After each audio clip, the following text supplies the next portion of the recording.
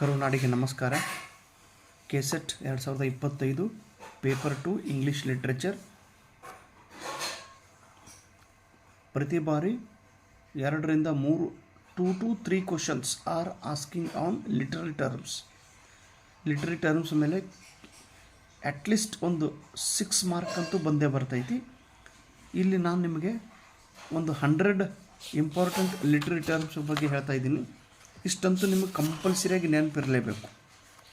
Okay, 128 literary terms ಅದಾವ. ಇವು ಕಂಪಲ್ಸರಿಯಾಗಿ ನೀವು ಓದಿ ನೆನಪಿನಲ್ಲಿ ಇಟ್ಟುಕೊಳ್ಬೇಕು. ಯಾರಿಗೆ ಲಿಟ್ರರಿ ಟರ್ಮ್ಸ್ ಪರ್ಫೆಕ್ಟಾಗಿ ಬರುತ್ತದೆಯೋ ಆ ವಿದ್ಯಾರ್ಥಿ ಕೆಸೆಟ್ ಮತ್ತು ನೆಟ್ ಎಕ್ಸಾಮ್ ಸರಳವಾಗಿ ಪಾಸ್ ಆಗುತ್ತಾರೆ. M.H. ಅಬ್ರಹಂ ಅವರು ಬರೆದಂಥ glossary of literary terms book ಇದೆ. ಅದು ದೊಡ್ಡ ಬುಕ್ಕು. ಆ ಬುಕ್ಕಿಲ್ಲಿಂದನೇ ಕೆಲವೊಂದು ಇಂಪಾರ್ಟೆಂಟ್ ಟರ್ಮ್ಸ್ಗಳನ್ನು ಹೊರಗೆ ತೆಗೆದು ಅದಕ್ಕೆ ಸಂಬಂಧಿಸಿದ ಇಂಪಾರ್ಟೆಂಟ್ ಮಾಹಿತಿಯನ್ನು ಇದರಲ್ಲಿ ಬರೆಯಲಾಗಿದೆ.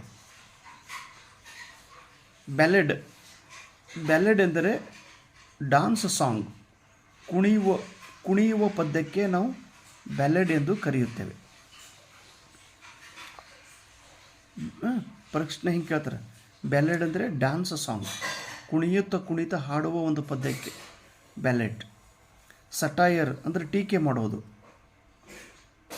ಏನು ಟೀಕೆ ಮಾಡೋದು? Literary composition, ridicule, folly or vice. ಯಾವುದು ಕೆಟ್ಟದ್ದಿದೆಯೋ ಅದರ ಬಗ್ಗೆ, ಯಾವುದು ನಕಾರಾತ್ಮಕ ಇದೆಯೋ ಅದರ ಮೇಲೆ ಟೀಕೆ ಮಾಡುವುದು, ಅದಕ್ಕೆ ಸಟೈರ್ ಅಂತೇಳಿ ಕರೀತಾರೆ. ಸಮಾಜದೊಳಗೆ ಎಷ್ಟೋ ನೆಗೆಟಿವ್ ಇನ್ಸಿಡೆಂಟ್ಗಳು, ವಿಷಯಗಳು ನಡೆಯುತ್ತಾ ಇರುತ್ತವೆ. ಅವುಗಳ ಮೇಲೆ ಟೀಕೆ ಮಾಡುವಂಥ ಕೆಲಸ ಸಟೈರ್ ಮಾಡುತ್ತದೆ. ಡ್ರಾಮಾ, ನಾಟಕ ಅಂದರೆ ಏನು? ಲಾಂಗ್ ಲಿಟರರಿ ಕಂಪೋಸಿಷನ್, ಇದು ಒಂದು ಸಾಹಿತ್ಯಿಕ ಕೃತಿಯಾಗಿದೆ. ಇನ್ನು prose, verse, dialogue, action be presented on the stage. ನಾಟಕ ಅಂದ್ರೆ ಏನು ಕರಿತೀವಿ ಗೊತ್ತದ್ರಿ?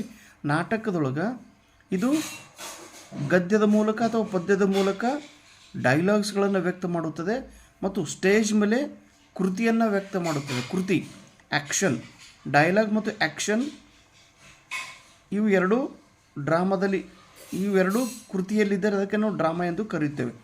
ಇದು ಸ್ಟೇಜಿನ ಮೇಲೆ ಪರ್ಫಾರ್ಮೆನ್ಸ್ ಮಾಡಲು ಬರುತ್ತದೆ. ಮಿರಾಕಲ್ ಅಂದರೆ ಚಮತ್ಕಾರ ಮಾಡಿದ್ರಲ್ರಿ ಅಂತಾರೆ. Miracle play means religious play.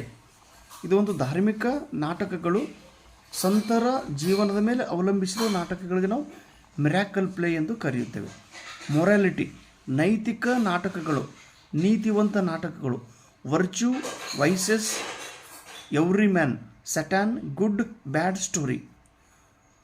Virtue ಅಂದರೆ ಮೌಲ್ಯಗಳು ಮತ್ತು ಕೆಟ್ಟ, ಒಳ್ಳೆಯದು ಮತ್ತು ಕೆಟ್ಟದ್ದು, ಈ ಘಟನೆಯ ಮೇಲೆ ಆಧಾರಿತವಾಗಿರುವ ನಾಟಕಗಳಿಗೆ ನೈತಿಕ ನಾಟಕಗಳೆಂದು ಕರೆಯುತ್ತಾರೆ. ಉದಾಹರಣೆ, ಎವ್ರಿ ಮ್ಯಾನ್ ಅಂತ ಒಂದು ನಾಟಕ ಇದೆ. ಮಾರಲಿಟಿ ನಾಟಕಗಳಲ್ಲಿ ರಾಕ್ಷಸ, ಒಳ್ಳೆಯದು, ಕೆಟ್ಟದ್ದು ಈ ಕಥೆಗಳು ಕೂಡಿರುತ್ತವೆ.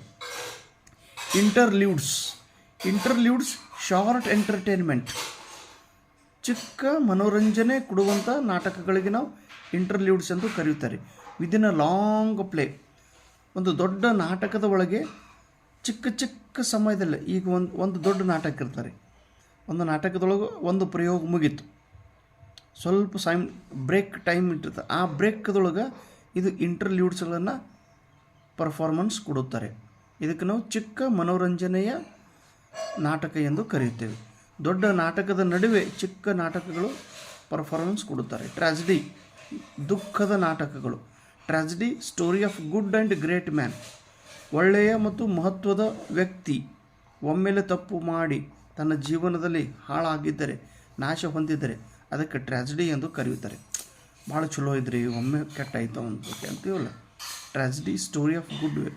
ಅರಿಸ್ಟಾಟಲ್ ಡಿಫೈನ್ ಟ್ರಾಜಿಡಿ, ಇದು ನೆನಪಿಡ್ರಿ, ಇದು ಪೇಪರ್ದಾಗ ಪ್ರಶ್ನೆ ಕೇಳ್ತಾರೆ ನೋಡ್ರಿ. ಅರಿಸ್ಟಾಟಲ್ ಹೇಳಿದ ಟ್ರಾಜಿಡಿಯ ಡೆಫಿನೇಷನ್ ಯಾವುದು ಅಂತೇಳಿ. Tragedy, imitational of an action and serious, complete and of certain magnitude. ಈ ಡೆಫಿನೇಷನ್ ನೆನಪಿಡಬೇಕು ನೀವೆಲ್ಲರೂ. ಅರಿಸ್ಟಾಟಲ್ ಅವರು ಹೇಳಿದ ಟ್ರಾಜಿಡಿಯ ಡೆಫಿನೇಷನ್. ಟ್ರಾಜಿಡಿ ಎಂದರೇನು? ದುಃಖ ಎಂದರೇನು? It is an imitational of action, ಒಂದು ಕೃತಿಯನ್ನು ನಾವು ಅನುಕರಣೆ ಮಾಡೋದು. ದ್ಯಾಟ್ ಈಸ್ ಸೀರಿಯಸ್, ಆ ವಿಷಯ ತುಂಬ ಗಂಭೀರದಿಂದ ಕೂಡಿರಬೇಕು, ಕಂಪ್ಲೀಟ್ ಪೂರ್ಣತೆಯಿಂದ ಕೂಡಿರಬೇಕು, ಹಾಗೂ ಸರ್ಟನ್ ಮ್ಯಾಗ್ನಿಟ್ಯೂಡ್ ಒಂದು ನಾವೇನು ಕರಿತೀವಿ ಗೌರವಯುತವಾದಂಥ ವಿಷಯ ಇರಬೇಕು. ಅದಕ್ಕೆ ನಾವು ಟ್ರಾಜಿಡಿ ಎಂದು ಕರೆಯುತ್ತೇವೆ. Catharsis, cleaning of the hurt, fear and pity through, ಮನಸ್ಸನ್ನು ಸ್ವಚ್ಛಗೊಳಿಸುವುದು, ಭಾವನೆಗಳನ್ನು ಶುದ್ಧಗೊಳಿಸುವುದು ಕಥಾರ್ಸಿಸ್ ಎಂದು ಕರೆಯುತ್ತೇವೆ. ಫಿಯರ್ ಆ್ಯಂಡ್ ಪಿಟಿ ಈ ಎರಡೂ ಕ್ರಿಯೆ ಅದರಲ್ಲಿ ನಡೆಯುತ್ತದೆ. ಕರುಣೆ ಮತ್ತು ಅಂಜಿಕೆ ಈ ಪ್ರಕ್ರಿಯೆಯಲ್ಲಿ ನಡೆಯುತ್ತದೆ. ಸಾನೆಟ್, ಡಿರೈವ್ಡ್ ಇಟಾಲಿಯನ್ ಸಾನೆಟ್ಟೋ, a little sound musical poem in 14 lines written. ಸಾಕಷ್ಟು ಬಾರಿ ಈ ಪ್ರಶ್ನೆ ಕೇಳಿದ್ರು ನೋಡ್ರಿ. ಸಾನೆಟ್ ಎಂದರೆ 14 ಲೈನ್ಗಳ ಒಂದು ಪದ್ಯಕ್ಕೆ ಸಾನೆಟ್ ಎಂದು ಕರೆಯುತ್ತಾರೆ. ಧನ್ಯವಾದ.